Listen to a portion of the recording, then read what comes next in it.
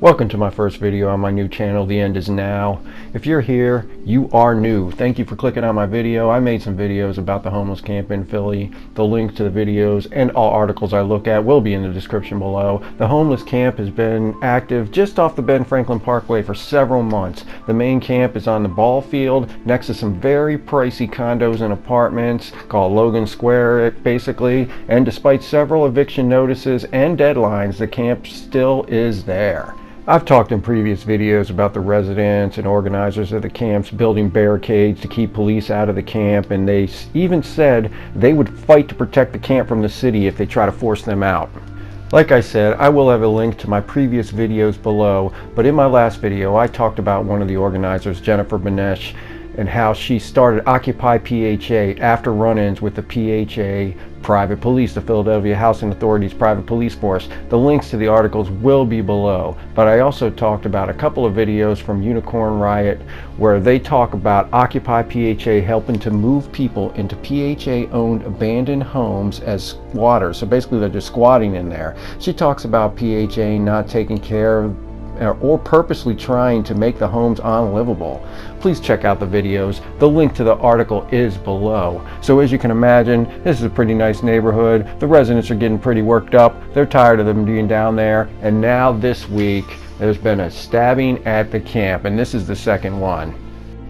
That's right, this is the second stabbing. There was one in June, and now there was one this week. The 28-year-old man who police said was living in the encampment was stabbed once in both legs and once in the back of the head around 8 p.m. on Tuesday. In the back of the head. He is still alive, guys, but man, stabbed in both legs and the back of the head. So it says in a couple places there seems to be debate about this issue also. They're saying that the people that were organizing the camp, or the homeless people, would not let the police or the ambulance inside the camp after the guy was shot when they came to get him, right? So Ed Doherty, the vice president, I hope I say his name right, is the vice president of Logan Square Neighborhood Association. He says that they're declaring it a police-free zone, okay? John LaCourte, the president of the Fairmont Sports Association, so he usually has activities on this baseball field, but he can't get on there into the park because of he wants to know when they're going to clear the site. Both LaCourte and Doherty said, in addition to blocking police, encampment residents wouldn't allow ambulance workers onto the field to retrieve the stabbing victim, but Sterling Johnson, an encampment spokesperson, said that wasn't true. So like I mentioned before, some spots they're saying that the people in the camp wouldn't let the police or the ambulance in, but some people are saying that's not true and they did let them in. Johnson also said that organizers and encampment residents have been successful in using harm reduction to limit violence. However, in some situations, interpersonal violence erupts and the community must respond with care and compassion to guide people through these emotions. So, can you imagine, they live outside. I mean, they're all in a camp and they say they're really happy, but they're still outside in a camp. The violence in the encampment pales in comparison with the shootings being perpetrated throughout Philadelphia, said Stephanie Sina, a Villanova University professor. I hope I said her name right.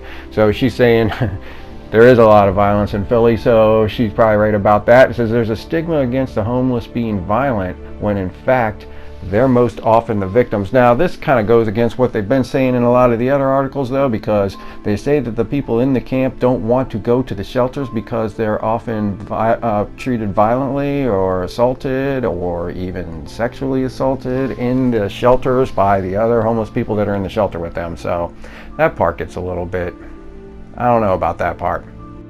So what is going to happen? They're in the camp. They don't want to go to the shelter. The city doesn't really want to just force them out. I mean, we got the virus going on, but even if they did force them out, is it really that safe for them if they don't go to the shelters? Look at this one. This also happened in PA this week. Woman's body found on fire in alleyway near Chester Fine Arts Building. So I kind of saw a little bit about this story. It says right here, authorities are asking for help identifying a woman whose body found on fire in Delaware County late Thursday night. So she was, I guess she was living, it's not funny, she was living in an alleyway behind another building that was kind of across the street from this fine arts building, I guess. It says here, when the fire department arrived on the scene, they say the woman's body was still on fire. The call was originally reported to be a man, but fire crews called police and they realized it was actually a woman. You know, I don't know what it matters if it was a man or a woman. I mean, she was homeless. She was definitely having some problems. I guess she was living behind a dumpster in this alley. They don't know what happened to her, but it's obviously dangerous to be living outside, especially in 2020. And they found her on fire. The city posted eviction notices 3 times. The most recent was on September 9th for the athletic field encampment and other sites. But each time the deadlines pass without action.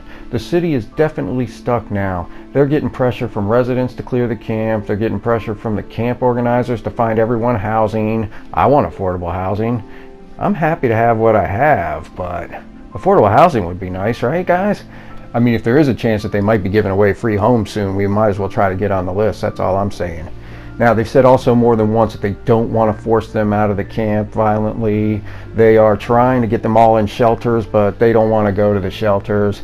This is the second stabbing. Wait till it gets cold out and they have trash can fires in the no police zone camp. I hope you enjoyed this video. Let me know what you think in the comments below. Thanks for watching. It's not the end yet.